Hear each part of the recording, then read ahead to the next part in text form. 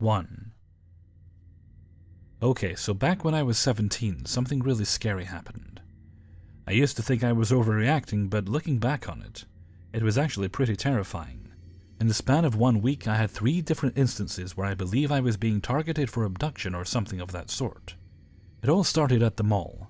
My parents were out of town for a week, so I was hanging out with a friend. We were sitting outside of the mall, and I was smoking a cigarette when this white car pulled up and rolled the windows down. They seemed kind of sketch to begin with. There were 3 or 4 of them, I can't quite remember, but they all had on the same sunglasses and seemed to be in their early 30s, late 20s maybe. They looked to be Latino. One of the guys asked me for a cigarette. I was always pretty generous with those, but I did hesitate a little when I walked up to their car. Something just seemed off about them to me. They began explaining that they weren't from this part of town and they wanted some locals to show them a good time. The guy that asked for a cigarette never lit it, and then kind of made it seem like he didn't even smoke. They asked if we wanted to party with them. We politely rejected their offer, but I still won't forget how the one in the passenger seat said, "We don't take no for an answer." They drove away slowly after he said that. I asked my friend if she was as weirded out by them as I was, but she actually said she thought they were just being friendly. I just kind of shrugged it off after that, not thinking much more of it. The next day I was at home pretty much all day, just chilling alone.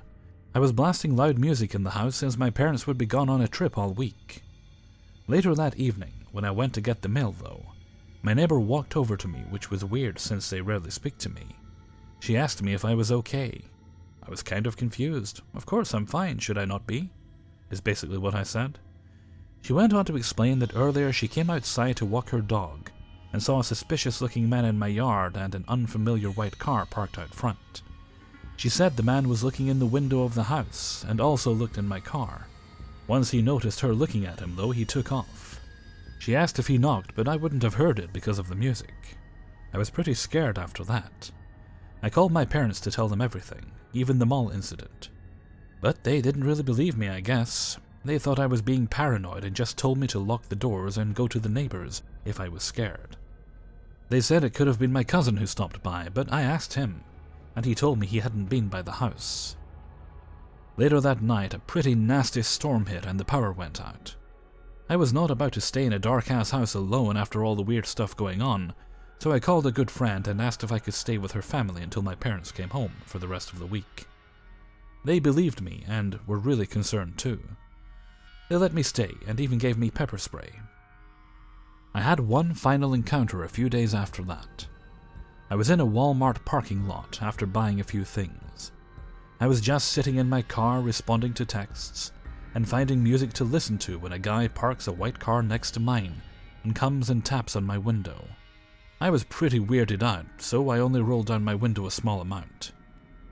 He gave me a similar talk as the ones at the mall did, but a bit creepier.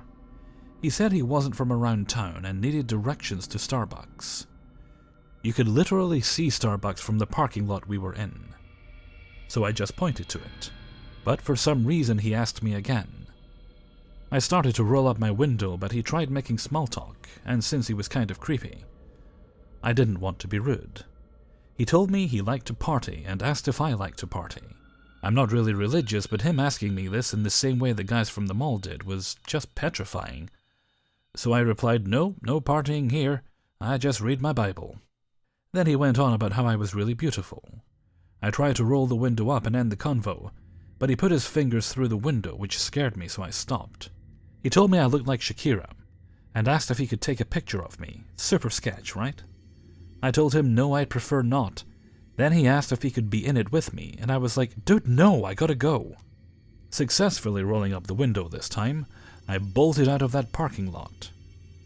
However, I did notice after I left, the same kind of white car he was driving was following me now. I was driving a pretty far distance too. I had to go to the mall to give my sister's husband a ride home from work. I like to take back roads, and this white car followed me through all the back roads. He followed me all the way to the mall.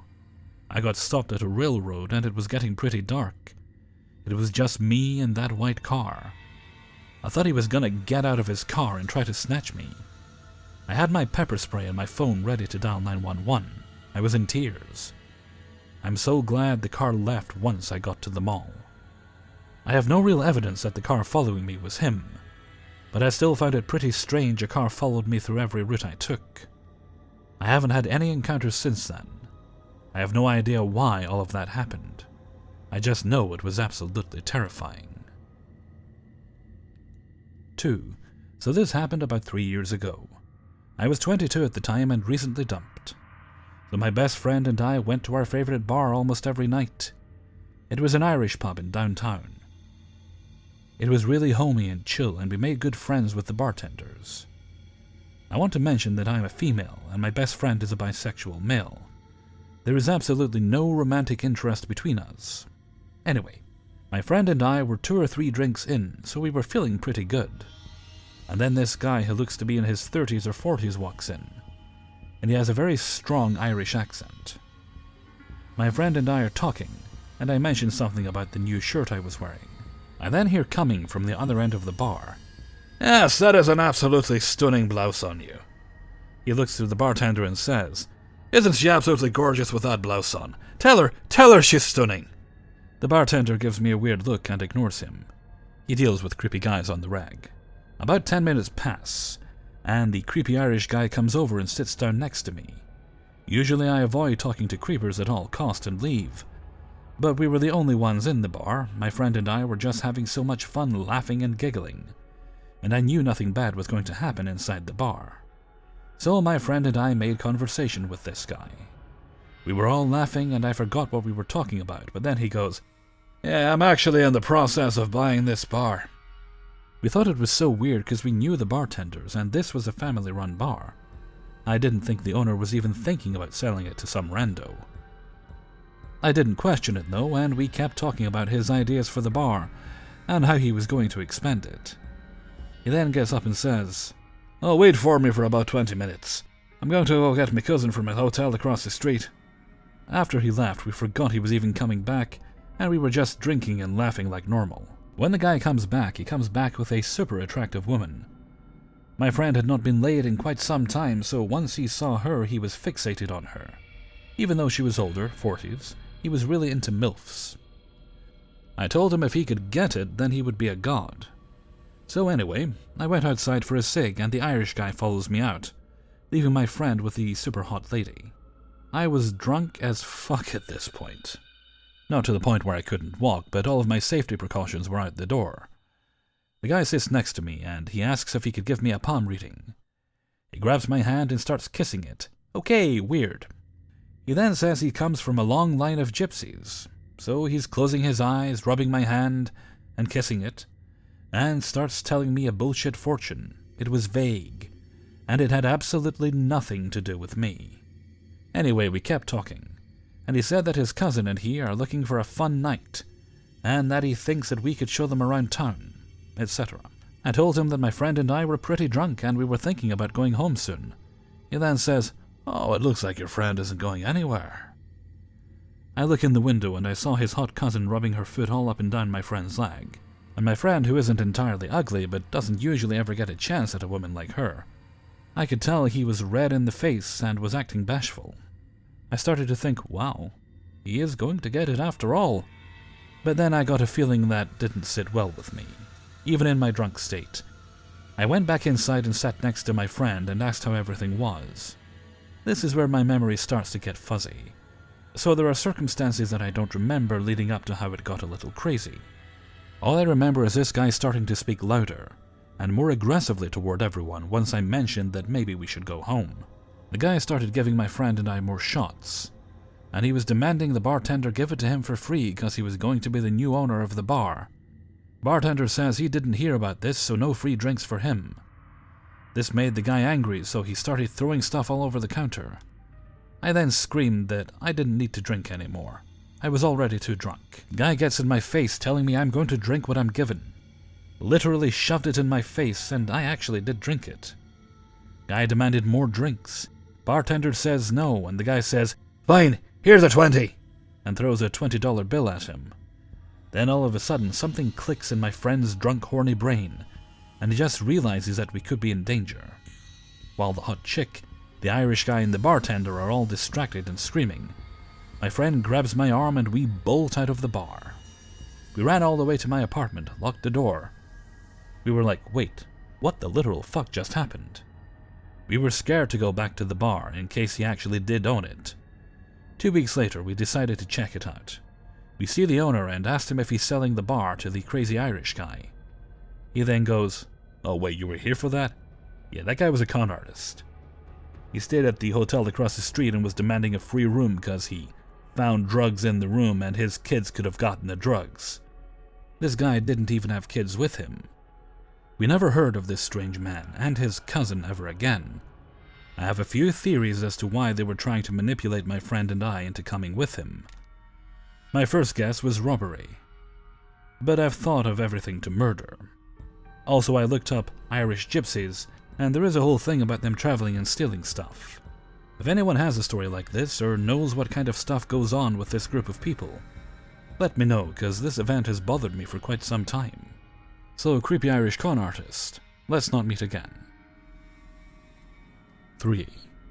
For as long as I can remember, I've been afraid of being watched by people in the woods or through the windows. Movies like The Stranger scared the shit out of me. One night we were invited to a backyard fire at our good friend's home. He lives on one of the main drags in our city, and the house sits directly to the left of one of the city's main walking trails. They have a high fence along the side of the backyard adjacent to the trail, but at the rear of the garden the fence is a waist-high chain-link jobby, with a gate. Lucky for our friend Shane, his house also sits on a green back. The property is very private, with large trees and bushes just outside the back fence. In order to access the gate in the fence in the rear from the outside, you'd have to make your way through low shrubs and trees. It's nice. We feel safe there. Not that we live in a rough and tumble area, but generally we feel safe. A crowd of us were stood around the fire pit, having a few brews and smoking a few tokes. All the guys grew up together, so we were reminiscing about our childhoods. The story of Dickie Tag came up. Now, Dickie Tag is probably exactly what you think it is. Then again, maybe not. Young kids running around with their birds out, either tagging each other with their dickies or tagging each other's flailing wieners. The rules are still unclear. We had a solid buzz going, and we were roaring, laughing, and crying from the belly laughs. It was a hilarious discussion, debating who actually played this perverted game. So we were all yelling about Dickie Tag, Kendrick Lamar on Bust having a great time. When one of the girls, Mel, is trying to get the group's attention. This goes on for about 45 seconds to a minute before anyone pays heed. When we finally shut up and can hear her, she points to the back fence near the gate and says, "There's a person stood there." We all turn and look, and lo and behold, there's a fucking dude in the dark jiggling the fence. We shut off the tunes and Shane and Mitch walk towards him and ask, "What's on the go, man?" My initial thought was maybe we were yelling too loud about dicks. It is a family neighborhood after all. The stranger in the dark responds with, "I'm a little lost." This is when the creepiness starts. Shane responds asking him how he could be lost. The path is 20 feet in the other direction. The stranger tells us he is a 10-year Army combat veteran and begins to walk away, and stops after 5 feet and looks back. Shane then yells at him, "What are you doing, man? You're watching us in the woods being a creep.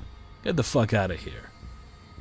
The man walks a few more feet and turns and stares again. For a second time, Shane tells him to get away from the backyard. The stranger makes his way back to the path and looks again. Shane and Mitch at this point both tell him to stop staring and get out of here. They all but huss him down the path. So at this point, we are all pretty creeped out. We have no idea how long this guy was stood there before Mel noticed him. The entire back of the house is woods, so we didn't know if the guy actually went on his way, or if he looped back and was creeping in the woods. The crowd is all having a discussion about what had transpired and beginning to relax again. But he was probably drunk anyways. We are known for our drink where I come from. Not 15 minutes later, along the side of the garden that is adjacent to the trail, I noticed someone walking down the path. I thought this was odd based on what just happened as well as the time of night. The person walks along and looks in on us, then stops and approaches the fence. I yell out above the conversation that some guy is by the fence again. so all 6 of the men present walk over. It was the same dude again, but he had approached us from the opposite direction we had shot him moments before. The guy starts by saying, "I was only joking, you guys." Now at this point Shane got a solid buzz and is not impressed this creeper was back. Jenna, who is the level-headed one, also goes over to mediate the conversation. She finds out his name and that he is looking for directions to another main road in the city located about 15 minutes north of where we were. He tells her again he is a 10-year army combat veteran. Between her and the men, they point the creeper in the right direction and he starts to walk. Still sketched out, the guys watch him and where he goes. Instead of going up the road as instructed, they watch him try and enter the private backyard of the house across the street. He gets yelled at again by Shane to go up the road and not on someone's private property. There are a few choice words said. Buddy is in the middle of the busy road and almost gets struck by a truck. Buddy finally makes his way up the road. We watch until he is out of sight. Now we are sufficiently spooked. I mean, chances are this guy was tweaking on drugs or having a mental break maybe. Either way, he was acting unpredictable. It wasn't sitting well with Mel, so she chose to alert the police, just to let them know a potentially intoxicated man is causing some minor disturbances. The police were exceptionally interested in Mel's call. They wanted to know exactly where we saw this guy, what he was wearing, when we saw him last, etc. 3 cruisers and a ghost car showed up within minutes. Mel and Jana took the bullet and went to talk to the police in person. They got asked a lot of questions and of course provided what detail they could. It was at this point Mel noticed a police dog. She asked if we should be worried. Is this guy a threat? She was told no, you should be fine, by the officer, and that they were just trying to find him. We stay in the backyard and watch the police and the dog go down the path with flashlights. Another officer goes up the road on foot looking for the stranger. Eventually the show dies down and the crowd decides to Google the creeper's name to see if there's any news stories. The first hit is contact info for a person of the same name who lives in the community the guys are from. The exact community we were laughing about talking about Dickie Tag. Kind of creepy, totally a coincidence, but still spooky. The second hit is a story about a body that was found in the city's largest park about 5 years ago. There was no name in the story, but we scrolled down to the comments. The creeper's name was there. He said he had written a comment on this story and all it said was, "R.I.P. Shane, peace out." We haven't seen anything in the news about what may have transpired with this guy. I hope he is safe and did not harm himself or anyone else. Either way, he scared the shit out of us and gave us a great campfire tale for years to come. Let's not meet ever again. Hey everybody, Hellfreezer here, and thank you very much for listening to 3 True Scary Stories, episode 352. And thank you very much to everybody who allowed me to use their stories in this video. Let's see, when's this video go up? Monday the 10th. It's going to be an annoying week for me this week. I've got people coming to replace all the windows in my house on the 12th. It's going to be very disruptive, but it does only take a day. Because they won't be getting... Well, I'm not paying for it. It's part of the local thing for the local landlords, the council, and they're generally very good about maintaining the houses. So they'll be doing that this year, and I just kind of wish it was actually before Christmas, but I may as well just get it done. I'll probably take care of any immediate decorating that needs done. I mean, I've got spare wallpaper for my living room, so didn't do it that long ago, a couple of years back, and it still looks quite pristine. So I can get that sorted. Getting kind of mumbly there, just noticed. But yeah, so I probably won't get a lot of rest that day because I'll essentially be right. Do every other room first, leave the living room alone. Then when they're done, I'll move into the kitchen or something, just so they can do the living room, because I think that's how they do it. They give you one. But my sister had it done about a month or so back, and the windows look nice, and apparently they're certainly better than what's in. Yeah, it's just a lot of inconvenience, I suppose. But I'm sure I'll be glad when it's done. It's one of those things that's like, ugh, just thinking about it happening. Then I'm happy when it's done. And it does kind of It kind of forced me to redecorate my bedroom because that badly needs to be redecorated. It's a mess, is what it is. If I could have found wallpaper I'd have liked, I'd have probably done it before now anyway. Anyway, shut up, Hellfreezy, you're rambling. Okay, and with that I'm going to head off for now. So until next time, thank you very much for listening, and take very good care of yourselves.